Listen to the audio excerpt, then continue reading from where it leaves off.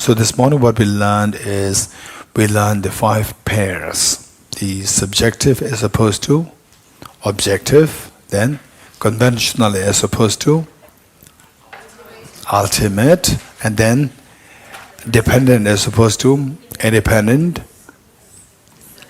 deceptive as opposed to truly existent, and relative as opposed to absolute. Okay, in these points, what is important for us to do is that we need to know as many examples of how things are coming by the power of your mind. Let's say that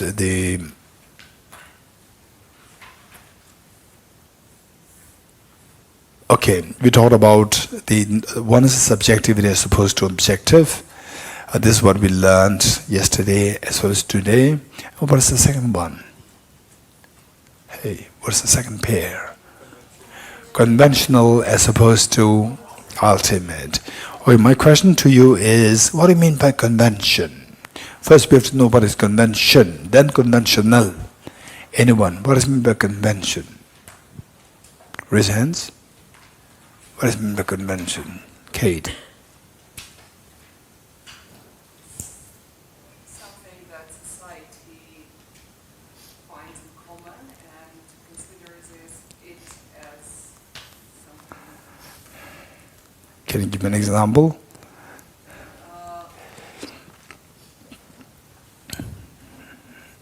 Anyone? Driving on the left side, the right side, right? In some countries. Okay, which lane is correct for your the driving? Which lane is the correct lane? John, which lane is correct? If I'm driving, which lane should I drive? You're driving? You don't, okay. Then he may teach me wrong. And yes. What is socially acceptable? No, I'm not asking whether socially acceptable or not. I say, where should I drive? Right or left? It's simple. Depends where you are, but in India you drive on the right. Look, this is a problem, right? So don't trust others too much. Right? Sometimes I blindly follow somebody and then I was being misguided. Okay. What is convention? Anyone? Yes. Popular belief, normalized, generalized, set, conduct, rules of conduct. Some examples? Off the top of my head, I feel gender identity. Gender identity, like? The male, female, binary gender roles that. This is convention. Huh? This is convention. It's conventional. How? Women are supposed to play, like a girl child is supposed to play with dolls and boys are supposed to play with cars. This can be a conventional reality. Where is it? It's practiced Where is this convention? Some places. Okay. So the boys should play with cars. And the girls like you should play with dolls. But you are not, you are a big girl. So like, take, not, go for jobs and take care of your child, which is okay for me, because conventionally there is a reason for that, but that can be a conventional established. Okay. Yes, anyone else? Yes.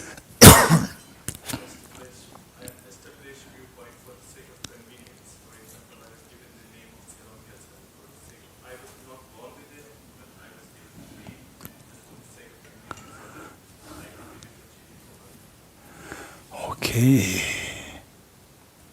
That's interesting. There's convention. Okay. Indrajitji. Okay, this is very important. I'm not say the looking for correct answer. That people come up with different opinions, and they all have some facts there, some basis there. So from there, our understanding can become very broad. Yes, Indrajitji. Socially accepted norms. Good. Such as?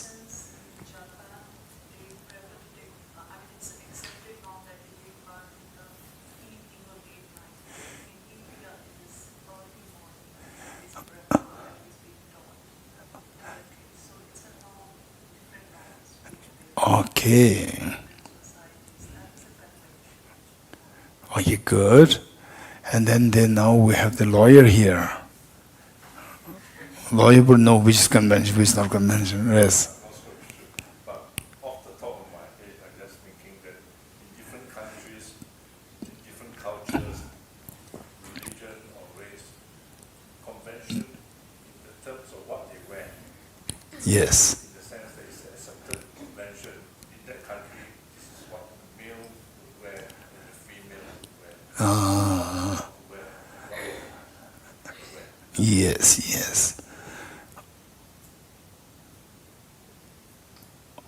Okay. Yes, here. Convention is any established belief which is not particularly in the rules, you have to say, but it is established by coming, like the acceptance of the word itself has the meaning. If it is a book, then it should not be convention. It's not convention. Is what you're saying? Huh? It is convenient. No. If it is not in the, if it is in the book, then it is not convention. Then it is already, it is not convention, it is established order. Okay. So therefore, if you don't want to keep it convention, quickly write it. Quickly write it. Make a book. It is accepted by, like we all come here and we prostrate 3 times. Everyone just does it. So Ajirji, make a book. They're coming into the home, the 3 processions, right? There's anybody who comes to distribute this. It's in the book. There's no convention, right? Is it? If you ordain that the rule book we follow is Why you are so particular with the book? Book is something very. Book makes you scared. What's wrong? Even in what is in the book can be also convention. You're getting it? Don't be too scared. You are young. Okay, the lady there, the girl there. Yes. I would say it's been like 7:45, but it could be on different levels, from like families, a group or community, and Very good. Your name? Emily. So what Emily said is very interesting. Convention is what you all explained, but it can have various levels. Various levels. For example, convention followed in a family. Convention followed in the community. Convention followed in the country. Convention followed in the world. Convention followed in 1 year. Convention followed in 10 years. Convention followed in time eternally, right? There are so many levels of convention. Thank you, Emily. even scientific and philosophical conventions. Yes. Like what? Like microphysics and quantum physics, Newtonian physics and quantum physics, different rules. Like what different rules? Like physicists here, please help me. So Newtonian physics is for macro level. So what's the problem? So why should that be a convention? I mean, like Don't just say that. Came later and kind of disputed those rules as universal. No rules. Where are the rules? Like laws of motion and stuff. There's no rules. Laws. Yeah. So Conventional belief it was that, oh, okay, these are the laws, but it got disputed later. that's it. But it's not convention. This is what they thought, that this is the realities, the basic fundamental realities, right? They thought that. Later on, disputed by the quantum physicists, saying that this is not, right? So it's not that the convention is not a convention. So we're not to mix up with the conventions. So first we need to understand what a convention is in the conventional sense. in the conventional world, what is meant by convention. That we have to understand it. Once you understand it, then we see that everything is conventional. You're getting it? It'll come later. Okay, anyone else? What is convention? This is so important. Yes, Ajit. Isn't all. Things that are generally accepted in the world that has not been put to ultimate analysis.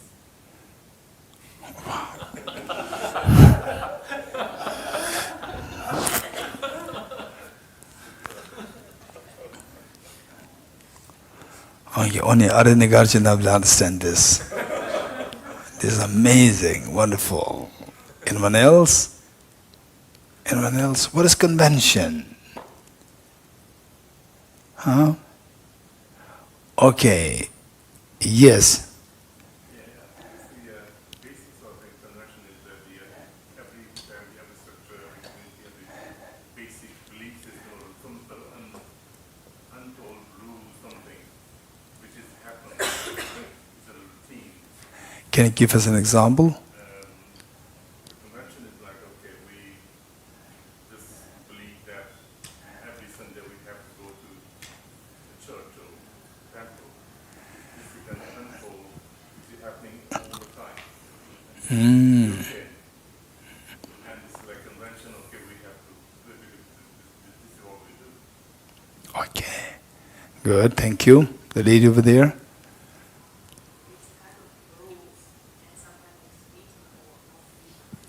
It's like common sense. For example, people are supposed to wear some clothes if they are naked. That's strange. But in Africa, that's okay. Yeah? So it's really depends on the beliefs. Okay. They say the weather is like, say, the -10, then not to wear clothes is very strange. Weather temperature is like 20, 22, 23, 24 degrees centigrade, then the clothes is not really necessary, right? Temperature, body temperature, and the external temperature, they are much more same. But if you don't put a clothes, it's very strange. People look stare like this, right? So that you have to come. And then particularly in more formal settings, you should come with this dress code, right? In the invitation, the dress code is there. That is purely convention, right? Okay. And the, what is this? Huh? 2 fingers, right? Hey, what is this? Victory, peace, right? Now here, one set is victory. Now 2 sets, two victories, right? 2 victories. Why not? Why are you laughing? Why? If two is victory, why not 4 is 2 victories? Right? Why not? This is purely convention. You're getting it? If you say that, how did I do? Good, bad. Why laughing? Why laughing? So look, so by doing this, it makes, your name? Ipshita laugh. You're getting it? This outburst of emotion which made her laugh. You're getting it? So we are seeing this as objectively real to mean bad. Actually, there's nothing bad, good, nothing. Right? Like this, half. Like this, good. What is this? Then the too bad. This is purely convention. You're getting it? Purely convention. So, in your life, I'm just wondering, how many of you encountered with the concept of convention in real life? When I was class, I think about like, I don't know, okay, maybe the Rajendrajit, you can tell me, okay, Indrajit, you tell me, do you remember which class the electricity was first introduced in physics? Electricity, class 8? For you. Wishing you are way younger than me. Ajirji, class 8. Okay, so I would say, let's say class 8.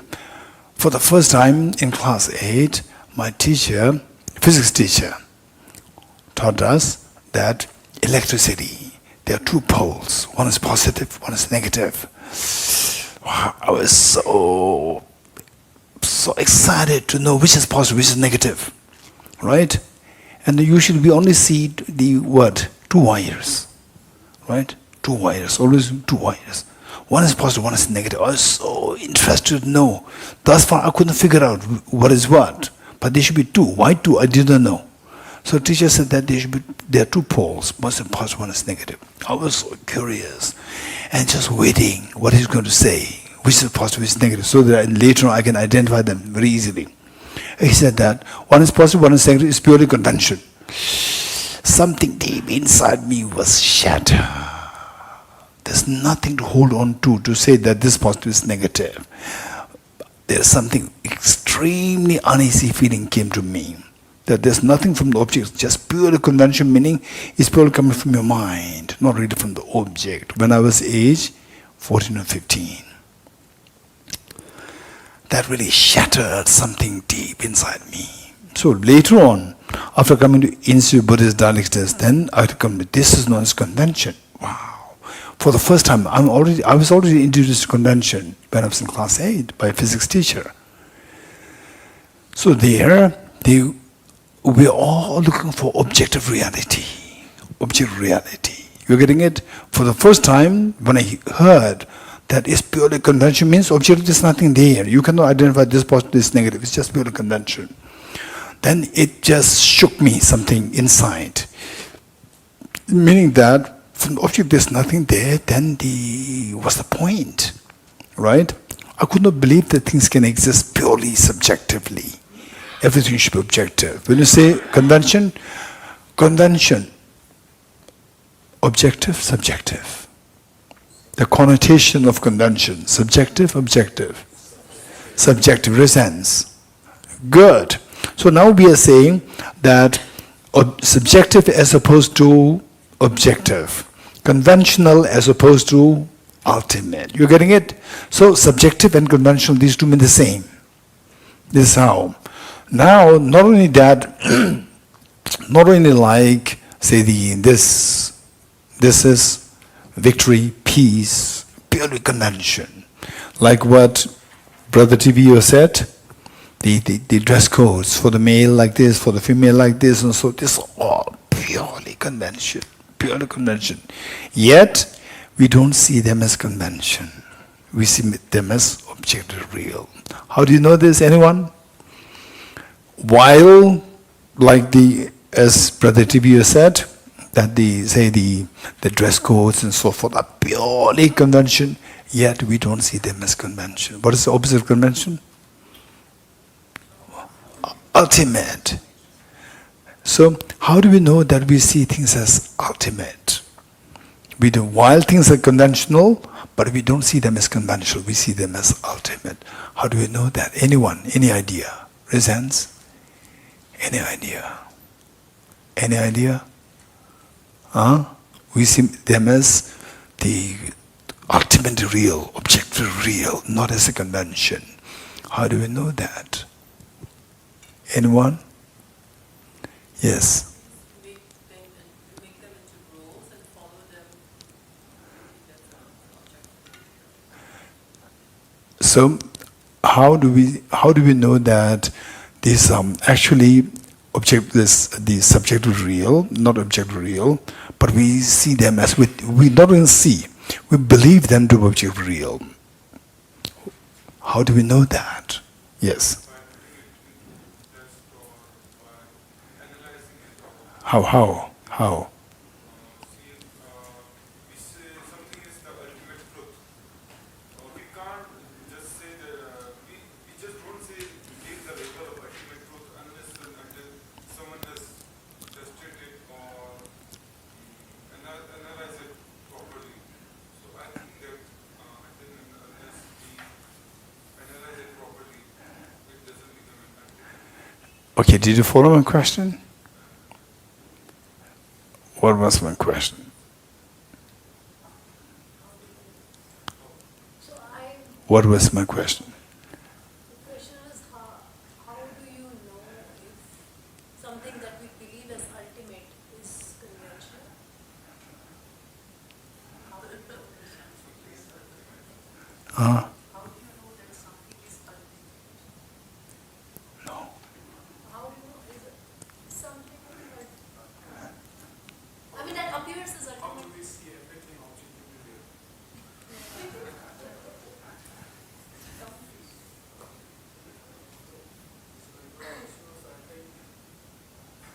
Your question was, I think, like, even if things are conventional, why do we see them as conventional, but as ultimate? Your question was sort of like that. Good. So my answer would be Yeah. that for about the dress group, it is like quite obvious that it is conventional because we can see that even males can wear pink sort of color because usually we classify pink as color for women, right? But even males wear pink, so it is just a convention. We can easily say that. But conventional when it comes to like saying things as subject not Objectively real.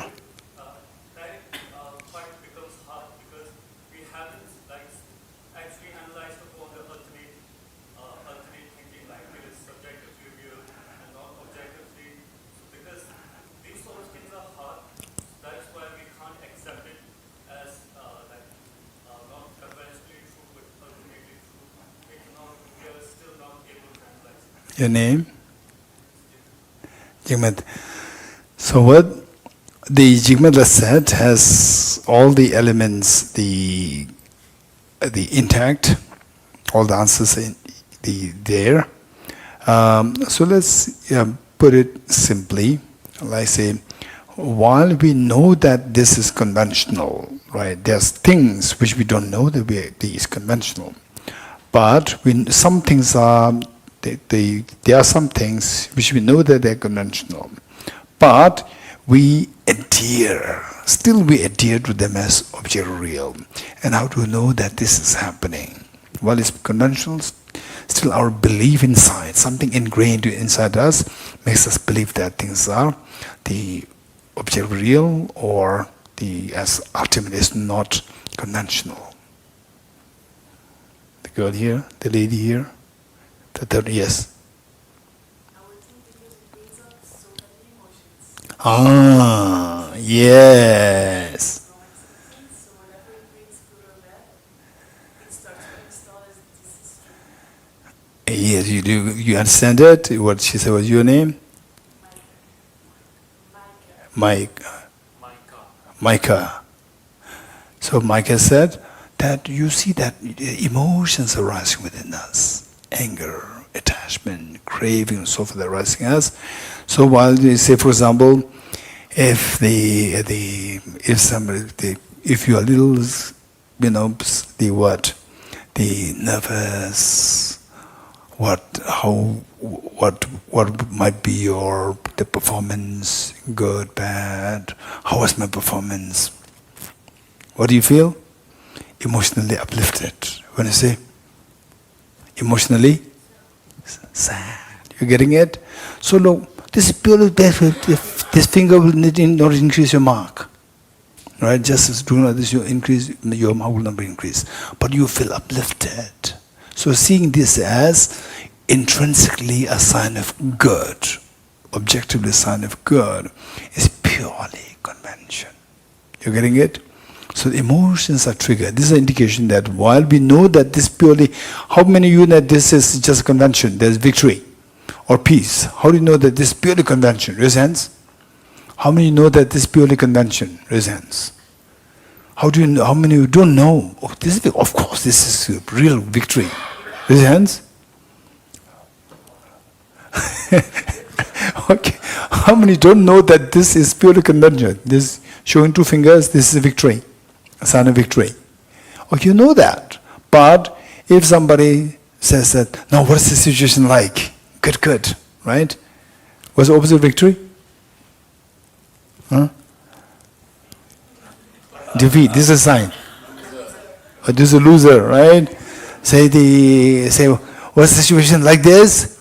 You're not happy. What is it? Is good? Good. Right? This is purely convention. Yet we attach emotions to these. So what's the bridge between these two things? Convention and the emotion bridges seeing the convention as ultimately real, as object real. That is what triggers the emotions. You getting it? And the emotions, they are voluntary emotions and involuntary emotions. Voluntary emotions like compassion. These are extremely powerful emotions, very useful emotions.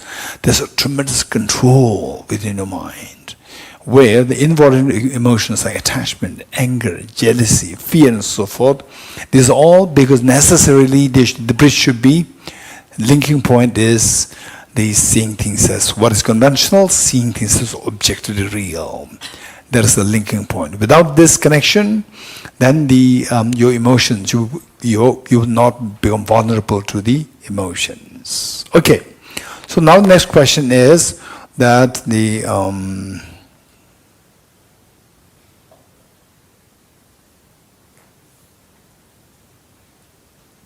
okay, say when you drive car,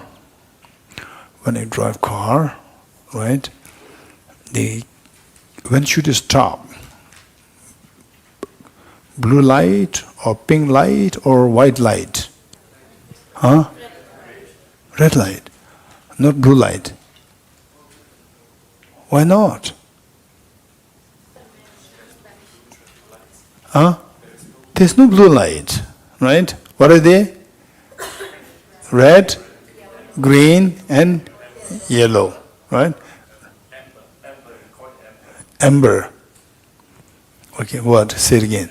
Amber. No, say all three. Red? Red, amber, green.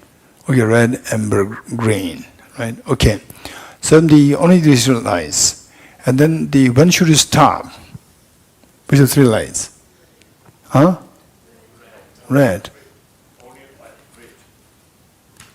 Only when it's red. Okay, red. When it is red, then you have to stop. Only when red, only red. Otherwise, three can come together? No.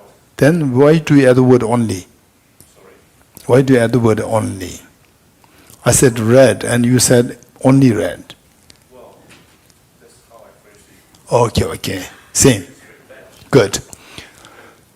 Now let's say that, why should we have to stop when it is red? Why? Huh?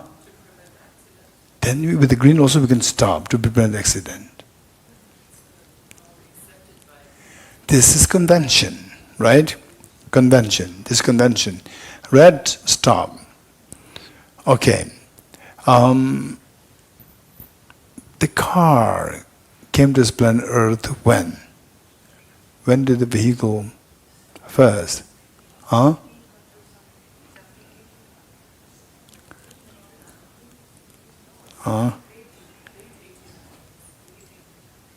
Late in the hundreds, yes. Okay. So when the first car came to your country, right? So how many red lights are there? No red lights. Yes, no red lights when the first car came, right? Why not? Huh? No, no need. Then why the red lights they started? Where did they come? More cars started to come in, and then there's a jam there. Then even the patients, sick people, they cannot go to hospital. They can perhaps die on the road, and these problems were brought to the government administration. We have to do something, and the government brought all the what? All the experts. Okay, now we have to do something. right? We have to do something. What can we do? So they thought about it and they created a convention. You getting it? Okay, let's make red, amber, and green. So with the red, all the cars should stop. With the green, you can go. With the amber, warning sign. Look and move. Get ready to stop. Oh, finish what you're doing. Okay. Finish going. Okay. Yes, and then you stop. And then you to chat with the other driver. I'm yet to finish my talk. Right? Okay, finish what you're doing. So the point is that these are all the pure conventions. Pure conventions. Think more about these. Think more about these conventions. How the conventions, there's nothing really from the object. Rules are created new, then people follow this. Convention. Think more about this. Then gradually our mind, which is so addicted to belief in objective existence, will gradually tone down. You'll tone down the belief strongly to be objective. This will slowly be toned down, and then your mind will move towards the subjectivity. From the objectivity, you think more about the convention. Slowly it'll turn towards what? Subjectivity. Okay. Then it's not like say you remember emptiness. Wow, it's amazing. You meditate, then you experience emptiness, right? Your emotions subside. No, it will not happen like this. It's a very gradual process, because that our mind, how much our mind is addicted. For example, like let's say, if you are addicted to what? Any form of addictions. Addiction to attachment, addiction to anger, addiction to alcohol, addiction to so whatever addictions. Once addicted, how easy is that to undo the addiction?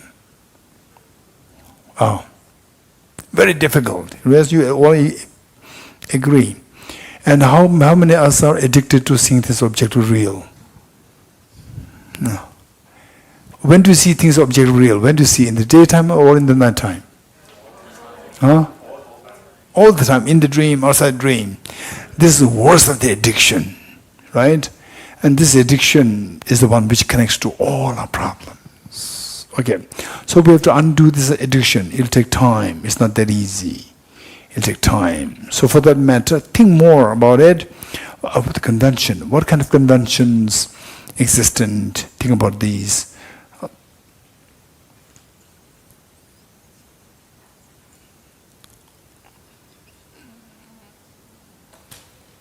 Okay, like what?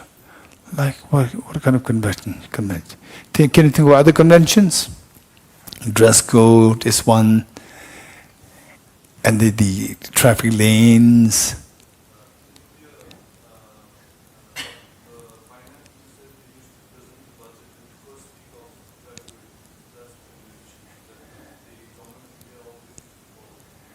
Okay, so it should be done in the first week of February. Okay. Convention. Anything else? Cultural traditions. Like?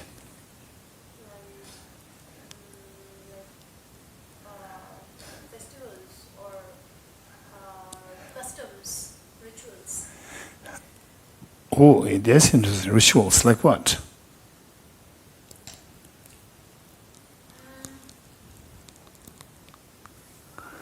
Okay, so think more of such conventions, right? Think of, yes.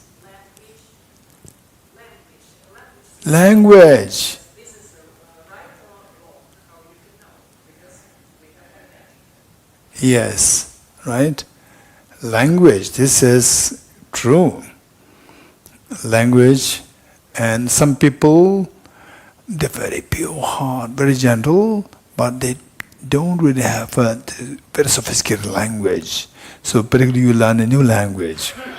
And the language that where you learn, I would say that, if I'm not too presumptuous, I would say that all languages, there's some degree of variations between very rough language to the very tender, smooth language. All language, these are I believe. In Tibetan, yes, I know. What is what do you call it? Courteous, or what is that? Courteous, honorific language, courteous, and one is extremely rough language. In English also I know. Hindi I know that it's beautiful. Hindi is a very sophisticated language. Hindi, Sanskrit, and all the other languages, right? They have this same. Some people from the same country, the language they speak is even Ladakhi. I know Ladakhi. You agree? Some people they speak Ladakhi, it's very beautiful Ladakhi language, right? Some people it's very rough. Yes. So this with every language.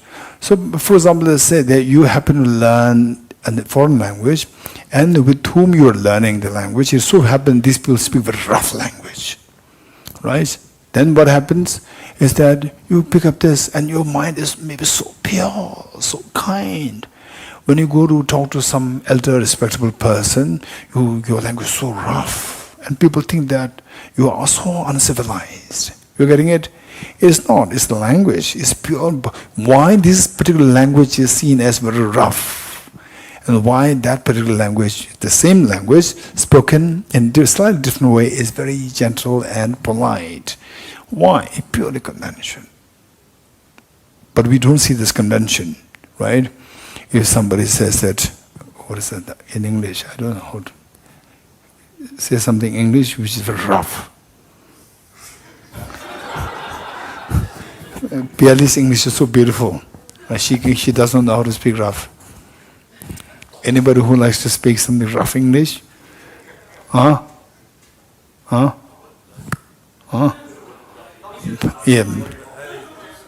What? Okay, now good. Okay, here. Shut up. Yes. Right? Shut up. No.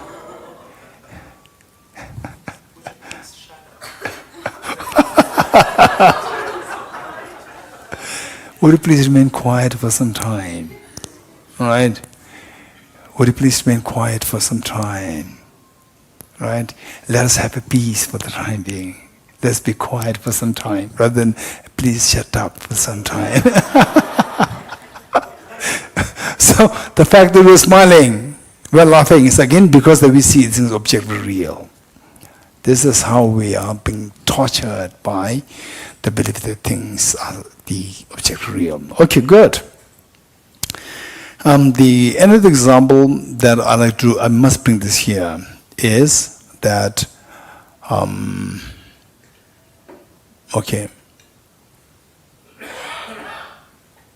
children's role play. Children's role play game, right? How many of you did it when you were small? Children's role play game. Raise your hands. How many of you don't know what is children's role play game? Raise your hands. How many don't know what it is? This is literally you don't know. Oh, you are one of the youngest one here, so you should be able to know in this. Okay, so maybe somebody will explain. The Pinzola will explain.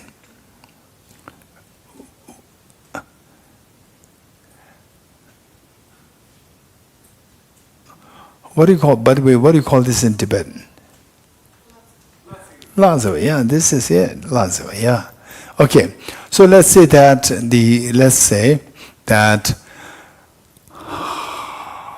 the people, we are all small children, age 4, 5, 6, 4, 5, 6, 4, 5, 6, and then they will say, okay, let's play a role. What do you call it? Role play game, Let's play a role play game, right? And then our Siddhanla, IT staff, everybody said that Siddhanla, you're going to be the king, right? So Siddhanla, Everybody, we all just age 4, 5, 6, 4, 6, and he used to be the king. And then the Sedana is to pick up his tax minister, right? Your name? Ipshita, right? So Sedana picked up Ipshita as the tax minister, right? Okay. Then our king, now all of us, we respect Sedana as Your Highness King Sedana, right? And then for the minister, what do you call it? Huh? Honorable minister, honorable minister, the Ipshita, right? So Sedana gave the order. King gave the order. Now collect tax. We all small children. We have brought our lunch tiffin. What do you call it? Tiffin lunch, lunch tiffin. Huh? Lunch box. We all have the lunch box with us. Lunch box with the chocolate, right? And if she said, all the chocolates should come on my table. I'm the tax minister. All the chocolates should come on my table, right? Then Ajirji said, no, this my mother gave me this. Then everybody snatch the chocolate from Ajirji. You have to, this is the word. King's order, the minister's order. We have to do that. Snatch chocolate and give it there, right? And Ipshita put some of the chocolates in her pocket, and the remaining she gives to the king. You know what I'm saying? Right? Give some in her pocket, and the remaining she gives to the king. And the king was very happy, right? And then our Sedana's mother came. Hey Sedan, it's time for lunch, come. Everybody will say, how dare you call out King Sedan, right? You have to address our king as Your Highness Sedana, right? And then, so the mother has to say, Your Highness Sedana, can I have a word with you? Then Sedana said, yes, tell me, right? And the mother say, it's time for your lunch, come. You're getting it? So the point is that all these children, and if somebody treats the king as Sedan, come, everybody will become so angry. You're getting it? You're totally disrespectful of king. You agree? Small children, they'll be so angry, upset. So, and the mother, who knows that this just, why should you have called Sedan? What's the problem? This is not real king. Right? Whereas the small children, all the other children, they see him as a real king in that convention. So mother is like the Buddha. Mother is like the Buddha who transcended the conventions. Who knows that these are all just small children's conventions. They create this, and then if you don't follow the conventions, you'll suffer, right? The tax minister is very naughty. She will torture you if you don't follow the conventions. So you will suffer. So what made you suffer as a subject of the king? Because of the convention. Who made the convention? The role game players. All the players, they made the convention. They made the convention, and you are trapped by the convention, right? If you don't follow the convention, you suffer. So, all these people, small children, all people in samsara, they are like these small children who are playing the role, what do you call it? Role play, right? And then they say the mother who's coming, who knows that this is just small children's game, is like the Buddha. When you become a Buddha, you transcend the conventions. So, if the mother wants to come into the game, she has to follow the rules. Right? Your Highness, King, etc. If you don't follow this, again you have a problem. But you know that this is not real. So the Buddha, if the Buddha wants to come to help the sentient beings, right? Buddha follows the rules, regulations of the sentient beings. You're getting it? So even the Buddha has to follow. But knowing that this is all just like small children's game. Okay. So when you become a Buddha, when you're freed from the conventions, then you become a Buddha. When you become a Buddha, then you may not follow the conventions. For you, conventions are like a small children's game. Okay, so this is, how many of you understand that the role play is just a pure convention? Somebody's king, somebody's minister, somebody's subject is purely convention of the small children. How many agree with me? Raise hands. This, if you agree with me, this is exactly what is happening in the world today. Many, 1,000 years ago, the king and the subject. Again, this convention. Then this convention changed over, like, after several thousand years, convention changed. Then the democracy came into being. Then the communism came into being. Conventions changed. Right? King doesn't make any sense. So now, in some places, king remains as a ceremonial head, as the remnant of the past, ceremonial head, but it is not a real king. You're getting it? So, conventions, how long the convention lasts, it depends. Some conventions last for a few minutes, few hours. Some conventions last for one lifetime. Some conventions last for the regime. The regime lasts for, say, 4 years. The convention lasts for 4 years. Okay. I still remember I was in class 2, age, I think, 6 or 7. Right? In the school, okay, education, you remember the coupon system, the spring fair. What is coupon system? What is that? What is a coupon? It's like a big money, like, you get the small tickets. It's just ordinary paper. Ordinary paper. How many of you know the coupon, right? How many of you are involved in this, right? So, in a school, when I was little, I don't know which class 3 or 4. For the first time I was seeing this. Usually we get like the what? 50 paisa as a half a rupee, as a pocket money. So at that time, it said that you will get 1 rupee as pocket money. It's huge. It's huge for particularly in the word. It was spring. Spring, that was April. April, we get, wow, 1 rupee is a huge amount, right? But we do not get money. We just get a piece of paper, green paper. Green, small piece of paper. We said rupees, the rupee 1. And then so initially I felt really uncomfortable, but it's operating. You go there, you buy some some fried potatoes, small fried potato. You get it. You really get it, not just a picture of potato. You really get it, right? Wow. Then you start to see the convention as object real. Then you see somebody has 2 or 3 pink these papers.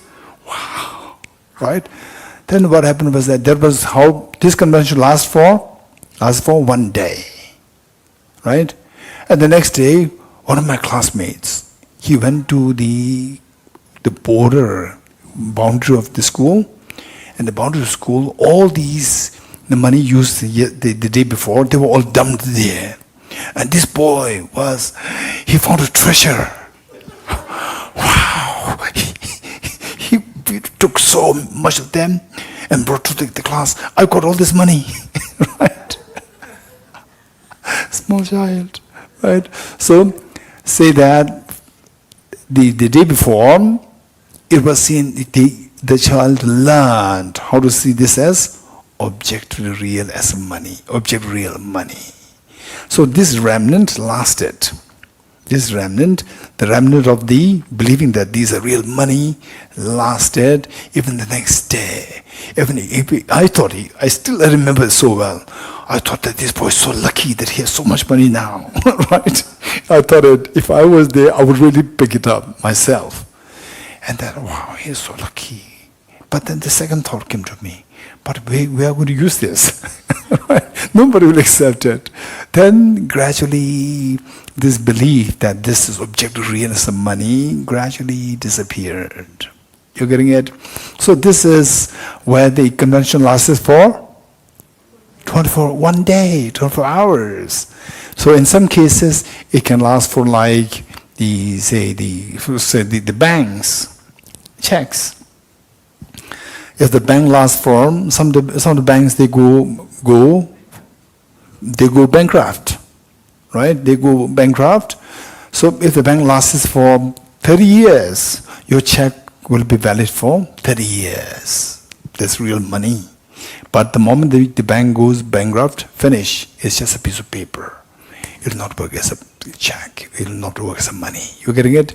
So how long this convention lasts, it depends. Some convention can last for 1 day, some for like 100 years, some for like eternally long. Some conventions last in one country, not in other countries. And some conventions, say, they spread across like several countries, and gradually in other countries the convention change, but some countries they keep the convention as it is. It may last. The scope may shrink. Where the convention lasts can shrink, in some cases spread, right? Okay, so this is convention. And then finally we come to learn that everything is conventional. Everything is conventional. Okay, so with this in mind, what is the next question? How do we know that everything is convention? This is the next question. Okay, for this matter, for this I'd like to share with you, let's say, okay, thank you. Who did it? Okay, whoever did it is like a girl. It's like any convention. Right? It's good or bad? It's like a girl. Huh? Good or bad? Very good. It's a complimentary. Right? This is amazing work. It's warm. Thank you.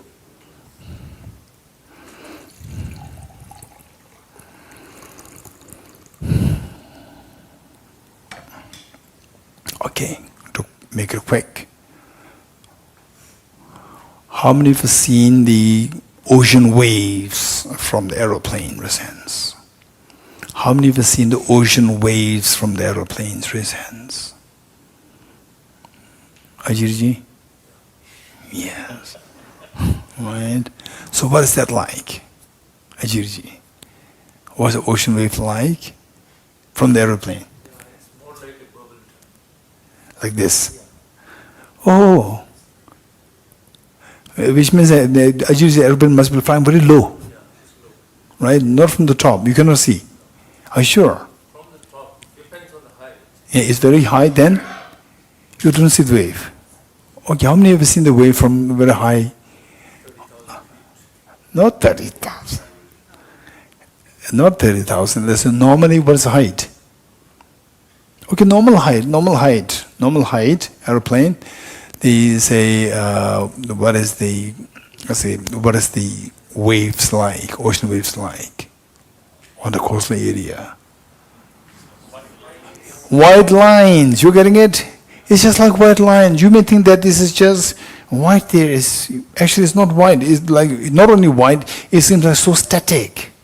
But when you go close there, it's not static. Then, what I usually explain, like, turbulent state. But from distance, you see it's just a white line. How many seen that with hands? Some of you might not have even noticed that. Coming to this class, you learn, this ocean wave, right? You come here not to learn emptiness, you have learned that this ocean wave, the white that I've been seeing always. I thought this white line there is ocean wave. This is ocean wave actually. Okay, so what I'm saying is that from the top, you see just a white line, not moving, static white line. Very close by, you see a turbulent wave there, right? Which is correct? One is very turbulent. It's the same object seen as turbulent, same object seen as like a very static, not turbulent, static line. Which of the two is correct? Huh? How can both be correct? One is turbulent, one is not turbulent. What is turbulent, not turbulent, these two cannot be, these two cannot be with the same object. Which is correct? Both are correct. How? One like which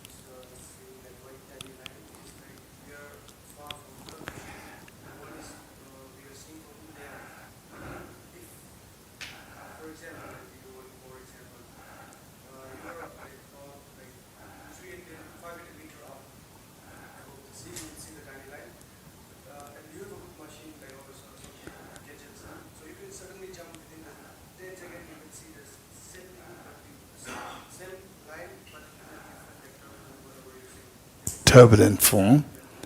So? Both are correct. Okay. I'm quite impressed by Jigmela's presentation. Thank you. Good. Very good. Both are correct. Right? Both are correct. Okay. What is this? This is a wooden rosary. Correct? Not correct? Okay. What is this? I would say that this is a chocolate. Chocolate beads. Correct? Not correct? Right? One I said is a wooden bead, and I said non-wooden bead. Non-wooden beads. The first I said these are the wooden beads. The next I said non-wooden beads. Can both be correct with respect to the same object? Huh? Hey, Jimala. Can both be correct? What is this? The first answer is this is a bunch of wooden beads. Tenga, wooden beads, wooden tenga. Tenga means rosary, wooden tenga. And the other person said, this is a non-wooden tenga. Can both be correct with respect to the same object? Huh? Don't, I'm not talking about anything else, I'm talking about this. If you don't agree, if you don't understand what it is, come, you look at yourself. Jimela, come quick. You touch it yourself and give it to in the Dorji. Yeah, just see what is it like, chocolate or wood. Wood, right? Okay, now Jimala, you touch it. Tell me, what is this? Wood or chocolate? Chocolate or wood? Wood, okay. Is this non-wood? Is this non-wood?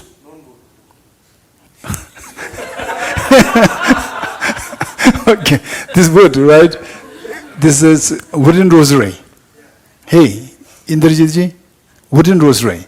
This is not a non-wooden rosary. This is not. Is this wooden rosary or non-wooden rosary? Wooden. Hey, Jigment, the wooden or the non-wooden? Not non-wooden. So this cannot be both. But if we see through This cannot be both. This cannot be both. Yes, no. This cannot be both. Yes. Or this can be both. The wood and non-wood both. What happened? Come to the class and you even don't know what is wood and what is on one note. You're going to make this distinction. No, I'm not forcing.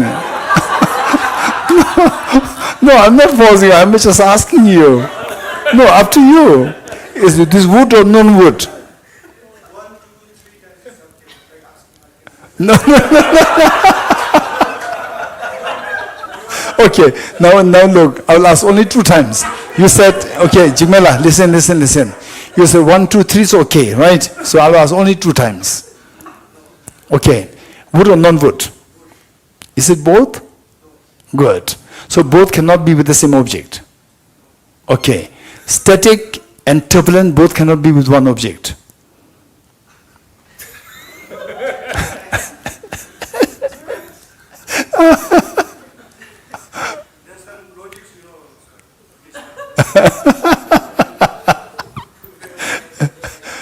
Okay, is there anybody who can resolve this problem? Did you follow?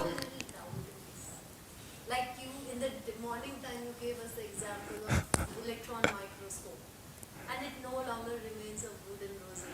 Like if you put it through Hey, this is wood or not? right? Through my naked eyes, yes, but through an electron microscope, I don't know. No, this is my question. Is this wood or not? Same as you. Huh? Conventionally not, but ultimately we will. Conventionally, this is not wood. Conventionally. Opposite. Conventionally good. Ultimately can't. Okay. Are you a human being or non-human being both? Conventionally, yes, ultimately we don't Okay, so you're not sure. Okay. Okay. Over there.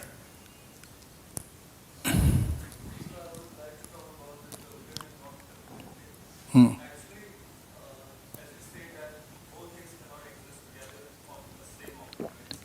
No, not only me, do you agree? Good, tell her. It is because, like, in reality it is turbulent, but you are far from the reality because of the distance. You see things as it is like non-turbulent state because you are far from reality, but when you get to the reality is that it is in turbulent state. Both cannot exist on the object. So both cannot exist on the same object together. Okay. Is it static or turbulent? This is static. An electron microscope is not static, it is moving like this.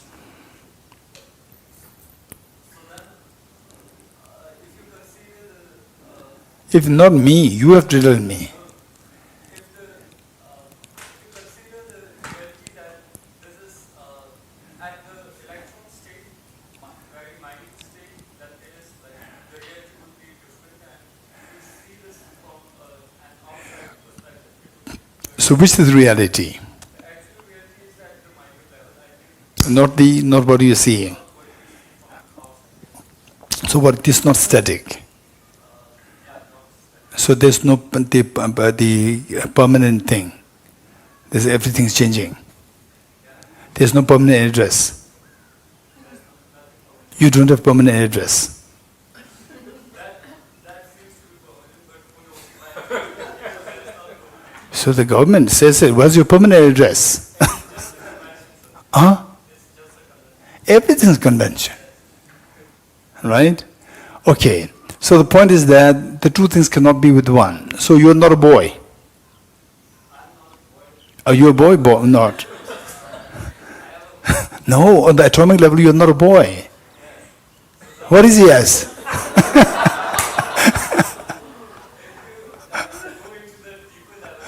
No, what you said is that macro level is correct and the macro level is not correct, you said. On the macro level you are a boy. On the macro level you are not a boy. So you are not a boy. So you are not a boy.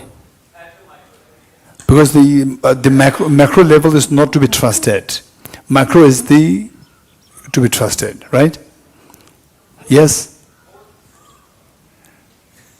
So you cannot say two things cannot be, two quantitative things cannot be with the same object. This is what you said. So therefore you cannot be boy as well as non-boy. On the macro level you are non-boy. You are non-boy. So you are not a boy. So therefore boy, non-boy cannot be with one object. So what are you?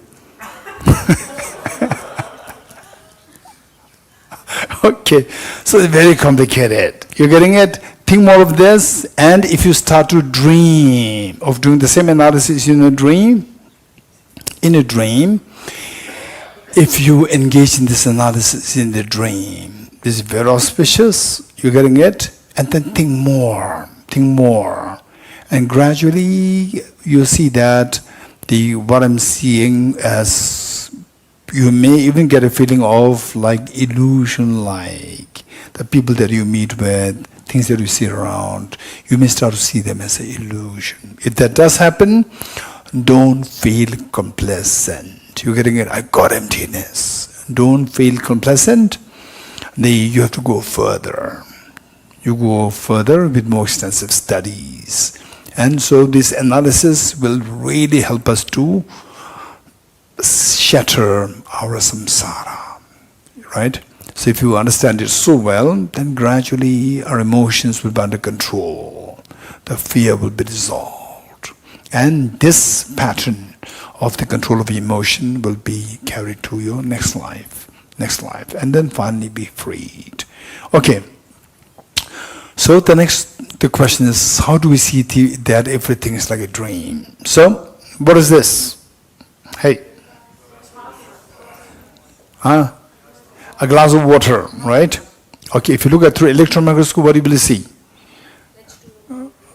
Bunch of atoms, right? Which of the two is correct? Bunch of atoms means there's no water. With the naked eyes, you see water. Which is correct?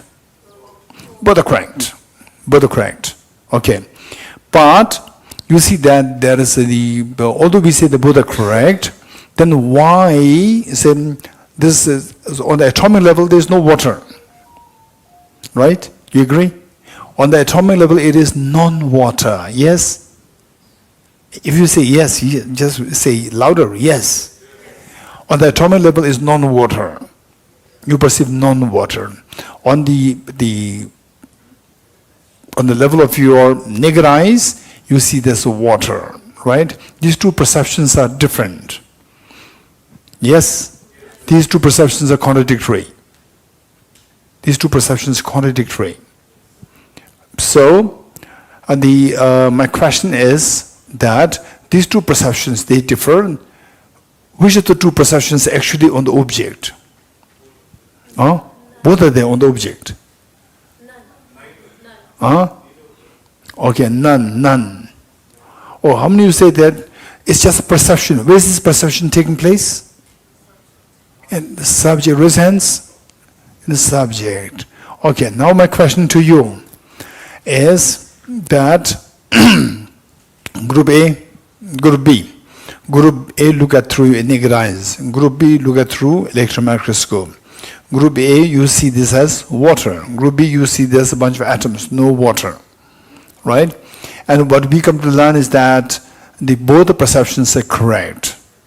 Both the perceptions are correct. But the point is that what is perception? Perception is taking place in your mind. Was the mind is what, subjective, objective? Subjective. So what's the opposite of subjective?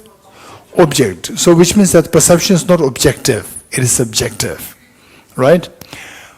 This is a very serious question. So I will leave this with this question.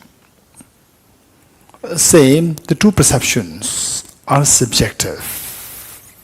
Now remove both the perceptions, seeing this as water, because I'm not interested in the perceptions. I'm interested in the object. I'm not interested in the subject. I'm interested in the object. Remove this perception of this seeing this as a water. Remove seeing this as a bunch of atoms, no water. Remove that. Both the perceptions you remove. My question is, what is this? If the two perceptions are removed, my question is, what is this? Nothing, empty. Oh, it's empty, nothing's there. Hey. I mean, it doesn't have its suchness as we assign the suchness to it. No, my question is, if the two perceptions are removed, what is this? Just speak your mind. It may vary from other people saying that nothing, empty, right? You don't have to comply with them. You give your own thoughts. Anyone? If the two perceptions are removed, what is this? Kabir? Yes. No, what I'm saying, what is this? I'm not asking what is your perception. You're getting your perception subject. I'm asking the object, what is this? Keeping aside the two perceptions, what is this? The object. Anyone?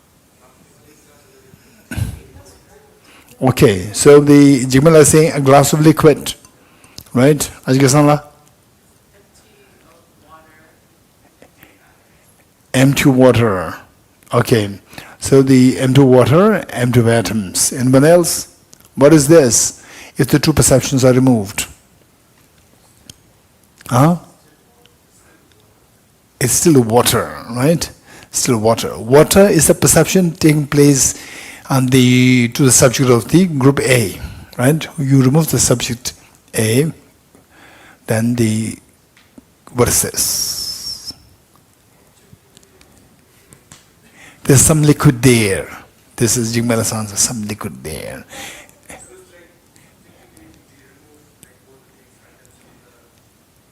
No, we do not remove atoms, we remove the two subjective perceptions. This is my question. What is this? A liquid there. So liquid is seen by subject, or they say under electron microscope you don't see the liquid. Atoms are not liquid. Right? Atoms are not liquid. So even the liquid disappears. So what is this? Anyone? Yes. Another subjective perception. Another subject perception is there. Or there is object. Like, yeah.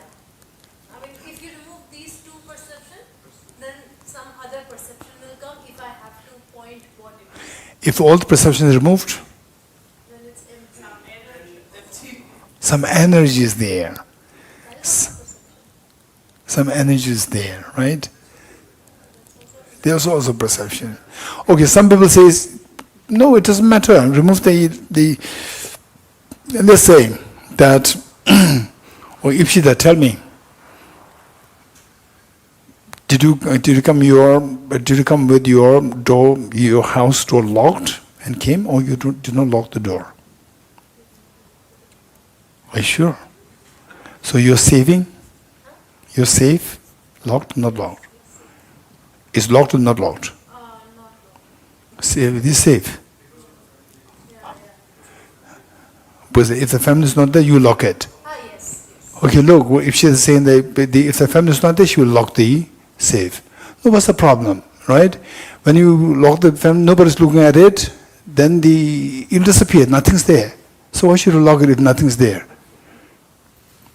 Right, hey Jimela and Ipshita, why are you locking it if there's nothing there? Right, why are you locking? This is what I'm saying.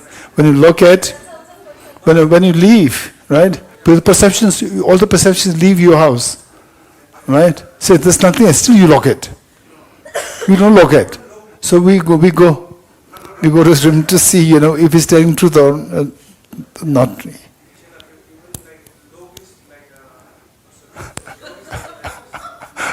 But did you lock or not? We're going to check it. Here you locked, right? So when he came out, yes. When he came out, what is there to lose? Huh? Nothing is there. Nothing is there.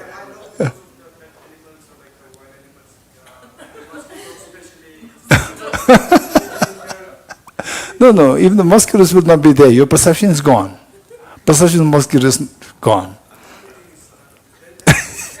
So therefore, why do you lock it? So on the one hand, it's saying that everything's empty. On the other hand, you lock it so with a double lock. Okay, so these are very complicated. We really need to think of this. So in short, before we leave, what I want to share with you is that, say, what is the object? What is the object? It is, say, the determined on the basis of how you perceive it. You're getting it? Perception. So, you see there's a glass of water, or you see there's a bunch of atoms, no water. It's how you perceive it, just a perception. So, you're getting it? And they say, so what is the truth of this object? What's the reality there? What's the reality there? What is reality there? So we see the same object can be seen in two different ways. One from distance and one close by. Let me repeat it. Same object can be seen in two different ways. One from distance, one close by. So the one from distance, which is more reliable? Say, you see a person always from distance, and you see a person as your family. Which of the two perceptions is more reliable? As a family, that is more reliable. That person is more reliable.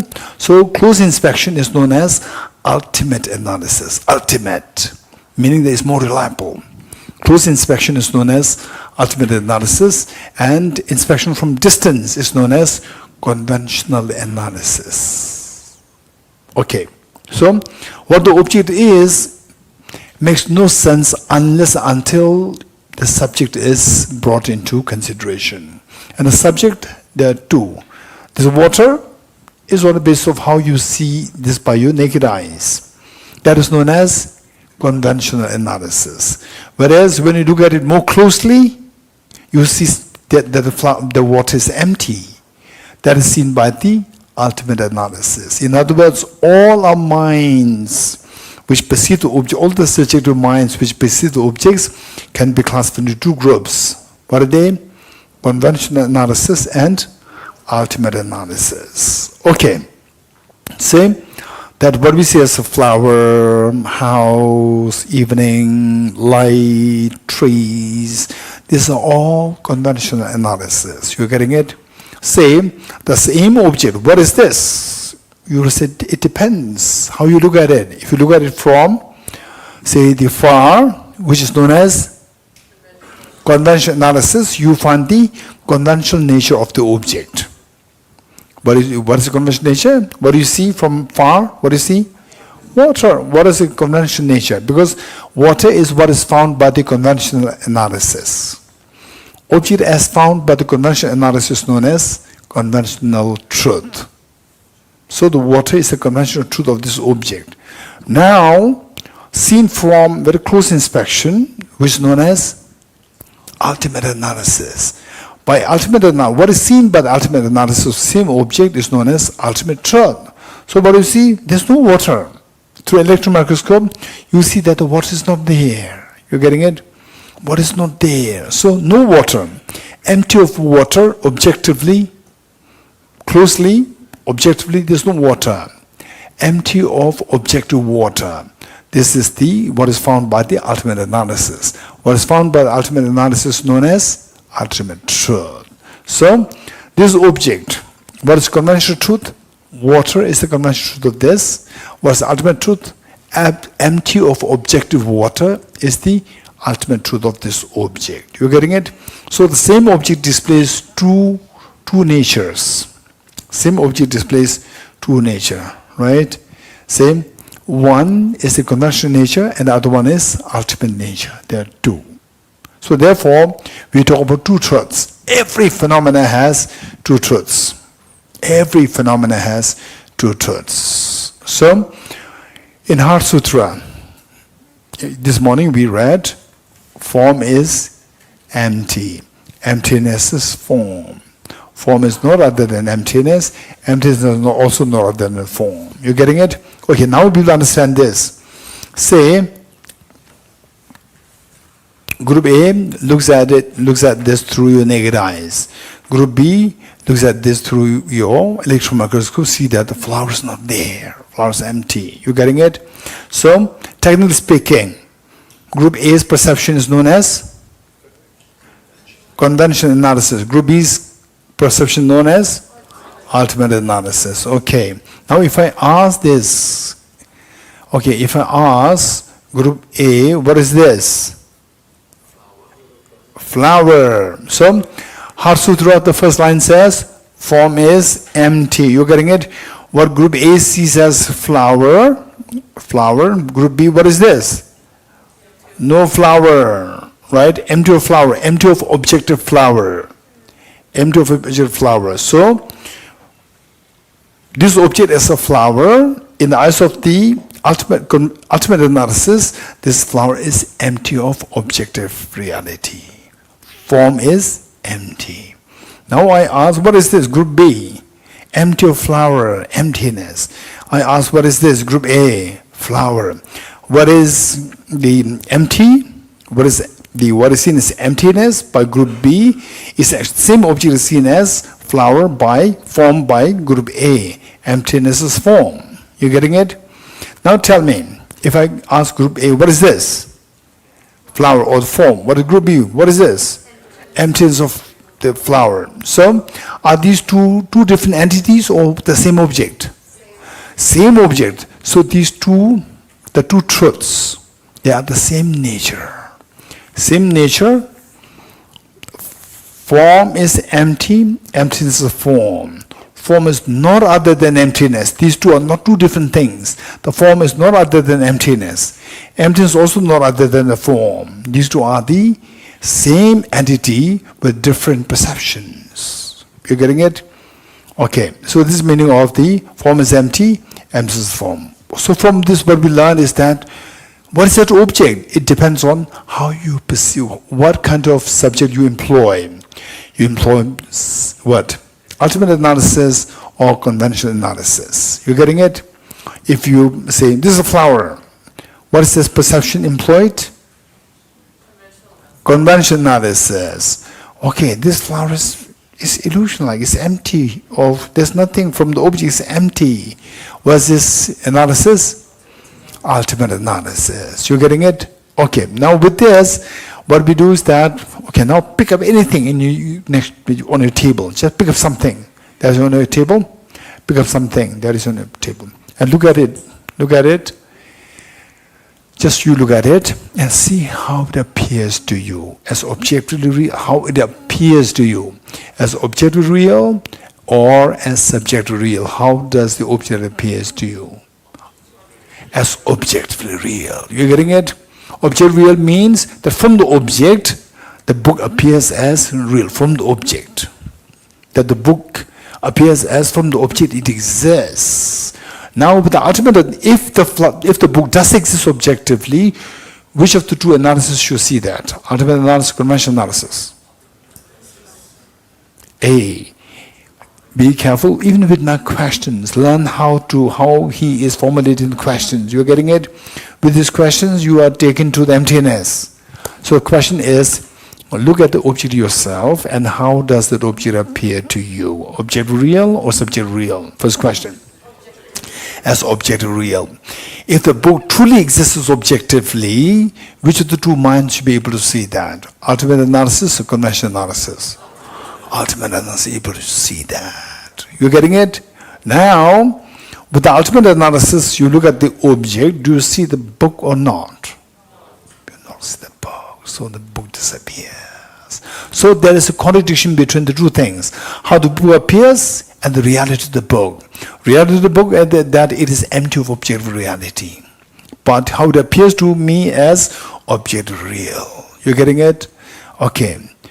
Let's say, how many people? Okay, we have 1 minute. Yes, so. Huh?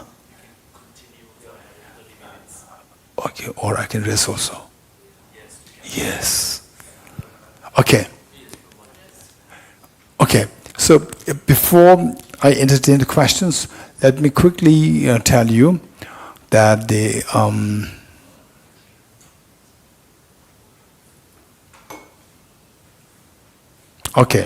that the object appears, object whatever, all these things appears object real. If it does exist object real, it should be seen by the ultimate analysis. On the contrary, ultimate analysis, when the object is subjected to ultimate analysis, object is not seen. You're getting it? So there's a discrepancy between how the object appears and how it actually exists. It actually exists as empty of object reality, but it appears as object reality. Okay, now, let's say that, how many of you like cheesecake? Be very honest. Okay, how many like momos? Okay, there are more. Momo is more popular here. Okay, but don't go for the non-veg momos, right? Veg momos. Let's promote veg momos. Okay, let's say that if you really want good momos, right? Then they say, and you go to a good hotel or restaurant, you get good momos. And I tell you that, don't know what, I'll give you good momos.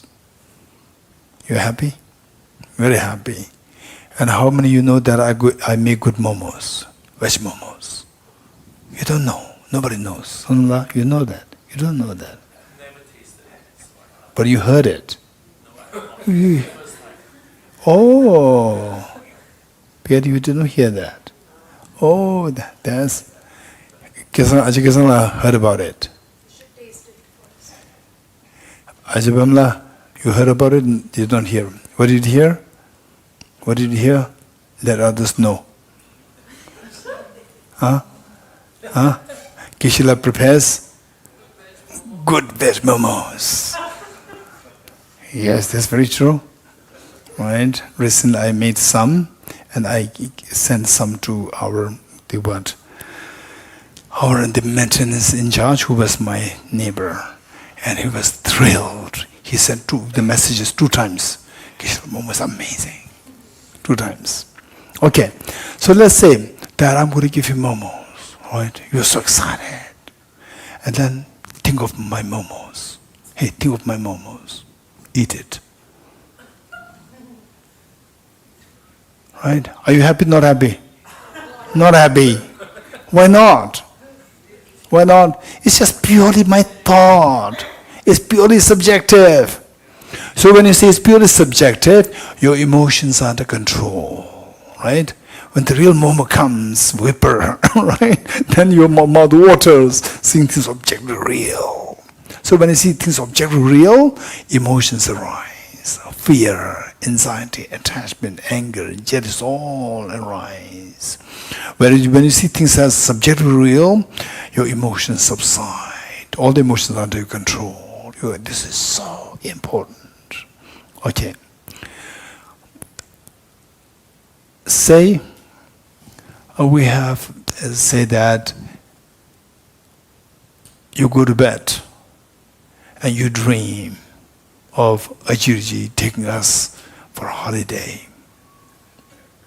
Where? To Trent. To building top with a picnic. Right, with a picnic. Okay, how many will be very happy? Resents? Very nice weather, clean air, veg momos, right? Resents? And also cheesecake on the side. Right? Very good. So you dream of that.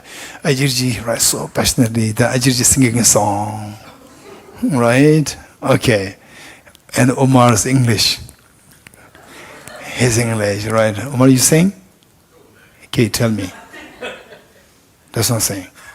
Sometimes. Sometimes. Yes, okay, Omar sings English song. Right? Okay. So how many like to have this dream tonight, Vizen? How many like to have this dream tonight, Vizens? How many like to have this dream tonight? How many of you like to have this dream tonight, Vizens? Yeah. Good. Okay. So you actually have this dream, right? So you have the dream. Now we're all going up. What do you call it? Billing. What do you call it? Billing. Billing. You go there, then have the party, right? And then in the evenings, bear come, leopard come. In the winter, leopard comes, leopard, and this group of leopard comes, right? Then what happens, right? Then you start to freak, right? So much fear, you're traumatized. Ajirji is running first. Right? Okay, right? Okay, and then the one leopard is actually on the verge to jump on you, right? Now I'm dead, right? When you say I'm dead, right? Say then somebody, your roommate, wakes you up, right? So 3 moments. First, building picnic, cheesecakes, momos, Ajirji singing, Omar's English song. And then second moment, the leopards coming and chasing and pouncing on you. I'm dead. And third moment, somebody wakes you up. All right? Which of the 3 moments you prefer the most? Raise hands. Raise hands. Which of the 3 moments you prefer the Sapna, tell me. Third one. Ajitogala. Third one. Okay, the lady there at the back. Lady, yes?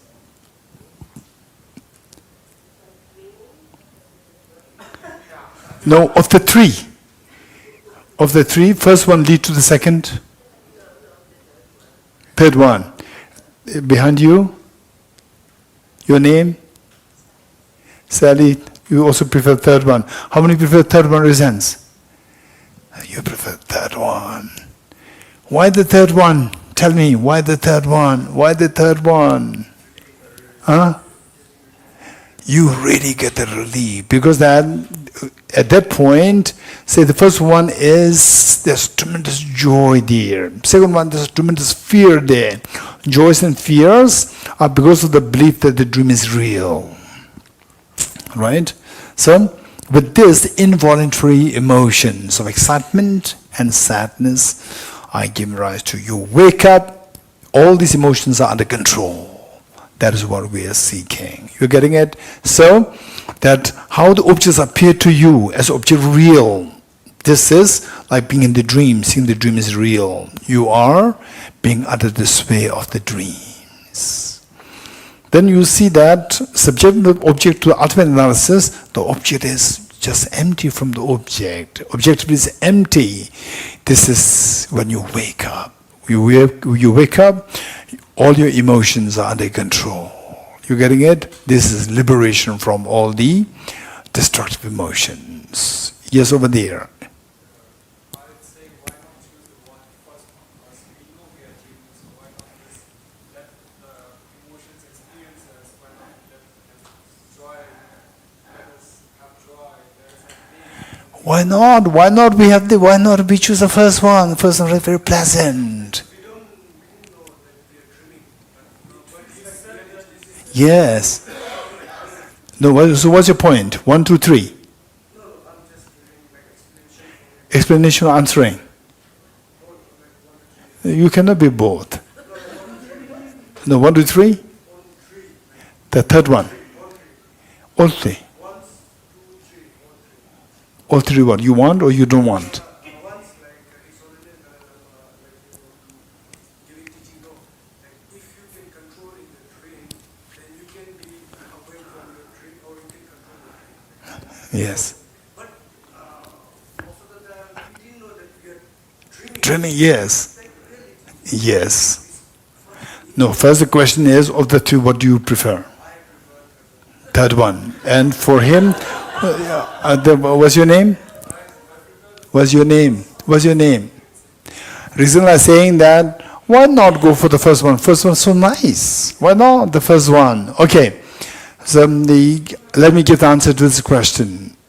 Let me give the answer to this question. How many of you like to have this first part of the dream? How many like to have this dream? Be very honest. How many like to have this dream? Okay. Including Jigmenla. No, the Rigzenla. My next question. How many of you will have this dream tonight? Raise hands. Hey, Rigzenla. It's a pleasant dream. Why you are not going to have it? Good. Don't forget it. I have no control of this dream. Lack of control. Listen. When you are watching a television with your little brother, right? Do you want to keep the remote control or you want to give the remote control to your brother who always watches cartoon?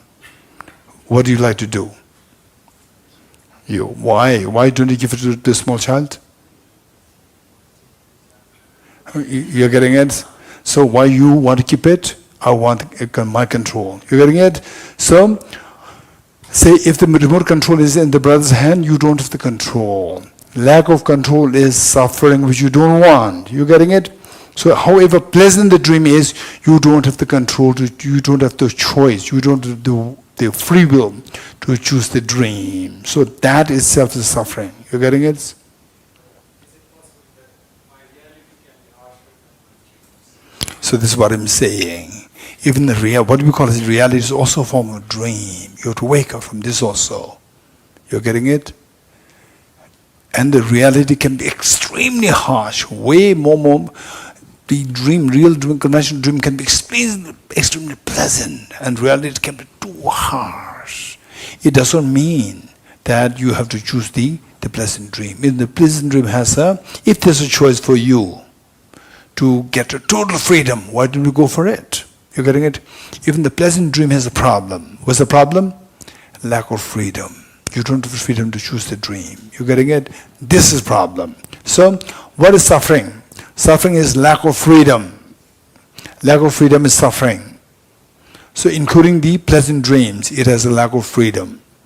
So finally what we seek is that we seek total freedom. Yes? We seek total freedom. Okay. So, yes. Yes, here. You said that objective, all the things, these things appears as real objectively. So I'm just asking you, subjectively, it stays more longer than objectively in our mind.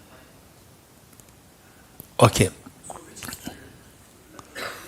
These things, like just for a 1 day or 2 days, and it's like, also like it's Let's say flower. Flower will last for 1 day. Then, subjective, you think of the flower every day. every day. You can memorize when you are handed to say, you will still memorize it. Yes.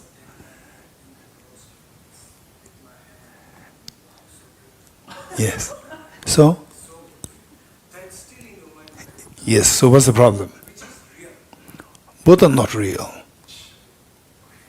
But you say like, objectively, the things appear as real. It appears as real, it's not real. Huh? Did I say it? No, it appears. It appears real and it is real, these two are different. Right? It appears as real and it is real, these two are different. For example, the Amazon, what they show you in the picture is very beautiful. What you get is a horrible thing. You're getting it? So appearance is so nice. Right? This is the way the problems happen. Online dating problem. So much problems. So much. Oh, no. No, don't go to that extent. You've been problem. Don't go to that extent. Okay. So, yes, over there. I wanted to know about the water. You suggested that it is both as illusion. It can be water and it can be not water. Which one? This one. This is water. This is not normal water. You said it can be both. But you said Same. Is this water? Yes. Is this empty of objective water? Yes. There's no contradiction. I say like it is just water. It is water, yes. It is empty of objective water. It is water, it is empty of chocolate. Is it true or not? This is water, this is not resin. Correct? Not correct. So this is water as well as it's empty of being resin. Correct? Of course it's a perception. If I say like it is objective, Then it should be seen by the objectively existent. If it is objectively real, then it should be seen by ultimate analysis. in specimen analysis, if you say like everything is made of quarks, like quarks made of proton, and Not everything is made of quarks. Your mind is not made of quarks. Physical objects. but then when two things come together, it brings existence to a new thing. Like when protons Emergent property. and these electrons get together, it is no more of the protons and neutrons. They are collectively called atoms. But it has electrons, protons.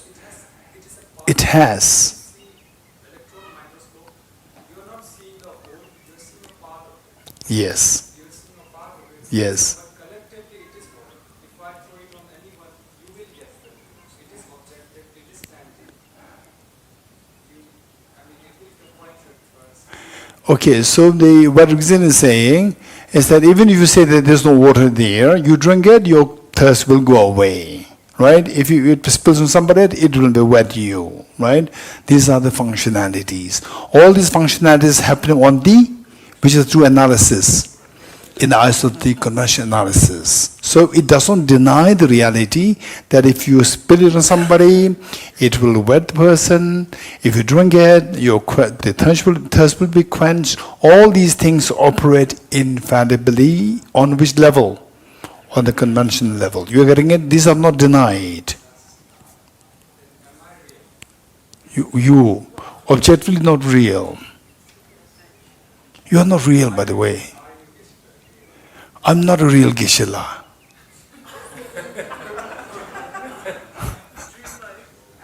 Dreamlike. Okay, so the point is that what is so important is that the say any question that you might have, don't resist. But if you really want to get the benefit of this, you must have some hold, some grip of the what you've studied. For example, how many times you are fascinated to discover that what I was seeing is not the reality. In your lifetime, you must have encountered this, right?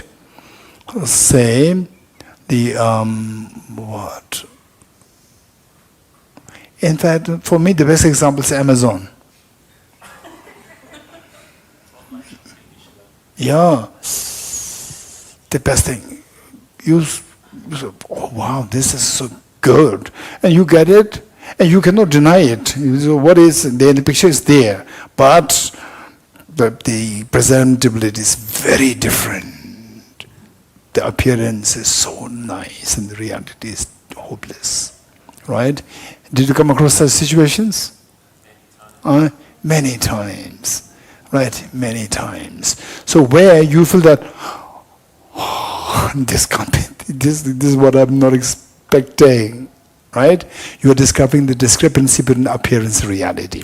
In other words, say, by thinking of this flower, if it hits your mind that what I'm seeing is not really this, just a bunch of atoms, where's the flower, is not really there, and if it makes you feel a little uncomfortable, if discomfort comes to you, they're so precious.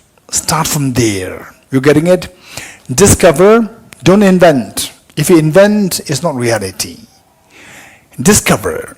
Was it really there? Discover it that what I am seeing is not the reality. You discover a little bit, from there you start. Then gradually you say that what I'm seeing as a person is not really there. So for example, boys, girls, we label some who's intrinsically, you say as boys, girls and so forth. It's just a bunch of atoms. On the atomic level, where is the boy, where is the girl? Right? It makes no sense. And how many of you are below 30? Raise hands. How many are below 40? Raise hands. Most of you below 40, right? And then you say, those of you who are below, when I say below 30s and you are in between 30 and 40, you are a little unhappy. Right? When I say below 40, others are not raising their hands, and you raise hands, you feel really happy. I'm below 40. You're getting it? You're getting it? What is below 40? What is below 40? What is plus 40? It's about your age, body age. Yes, no. It's about your body. Yes, no.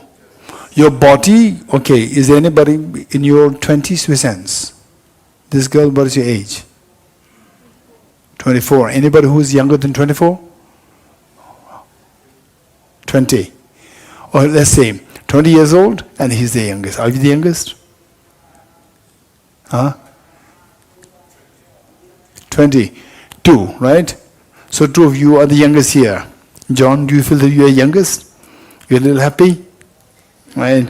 Okay, look. Okay, this is a very serious exercise. Atoms which constitute John. And your name? Atoms which constitute John, atoms which constitute Stanza, atoms which constitute their bodies, these atoms and my atoms, and all our atoms, they are all same age. You agree or not agree? They are all 15 billion years old. But no one atom is younger, no one atom is older. On the atomic level, we are all same age. Right? Those who are older, plus 40, console yourself. Right? How many agree with me? On the atomic level, all the atoms are same age. 15 billion years old. Raise hands. How many you agree with me? Stanton, you agree? He's a little unhappy now. Okay, he's not the youngest one, right? We're all same age. It's very strange. So what make me young? What make you old? Right? My atom which is 20 years old, and Geshe's atom which is 55 years old, these were just the same age. So what makes me younger? What makes him older? Right? Think of this. You getting it? And something stirs within you which makes you feel a little uneasy inside. Uneasy inside, this is so precious. And whereas if this uneasiness, initially, uneasiness will come to you. And gradually, if you think of this more, this uneasiness will be replaced by incredible peace of mind. Why uneasiness? Because this new thinking clashes with our previous belief that things are objectively real. Young, old, male, female, these are all objectively real. This was our original belief. Now that is combated by this new understanding. So this clash is always manifested in a form of unease, right? Say Ukraine-Russian war, there's unease on both sides. Israel, Hamas, there's unease on both sides. So the clash is manifested from unease. This unease is nothing bad. It's so precious to indicate that you are now developing a new way of thinking to counteract our old way of thinking, which otherwise continues to attract fear and miseries within us. So if you continue this practice, then this fear will be replaced by incredibly profound joy, incredibly profound peace of mind. Getting it? Okay. So this is like a little bit of intro, and if we get more time. So what we learned, take away for tomorrow is that ultimate analysis and conventional analysis. You getting it? We see things objectively real. This wrong belief is counteracted by how we see things through the ultimate analysis. Let me repeat it before we stop here. We see things as objectively real, and because of which all the disturbing emotions arise. So now this foundation, like the iceberg, 1,000 years ago, what do you think, how stable the iceberg in Arctic Circle were? Stable, not stable. 1,000 years ago. 1,000 years ago. Stable, not stable. Very stable. Today not stable because of global warming. 1,000 years ago it was very stable. Imagine you can stack at least like 10-story buildings on this iceberg. It's very stable. Say you stack this building. Then 2010, 2020, 2021, 2023, then global warming, iceberg starts to melt. You're getting it? The foundation of all what you've stacked on this starts to melt. Once that melts, what happens? What you stacked at top will all crumble down. You agree? So what is that iceberg? Belief in things as objectively real. This is also referred to as the self-grasping ignorance. That is the ground. So that ground thus far remains so stable and firm, on which afflictions are stacked. Afflictions are stacked, then the fears all stacked on this. Now this iceberg of self-grasping ignorance melts with the warmth of the wisdom to see the emptiness of objective existence through ultimate analysis. Then the iceberg melts. Iceberg of self-grasping ignorance melts. Once that melts, what happens? What is stacked on this? Attachment, anger, jealousy, fear, and the pains and the tears, all these will crumble down. And then your miseries stop. That is ultimate peace. You getting it? Okay. So the point is that ultimate analysis, conventional analysis. So we have to learn how to see the things from ultimate analysis so that the self-grasping ignorance is going to be combated. So this is the takeaway for tomorrow. Okay, we stop here.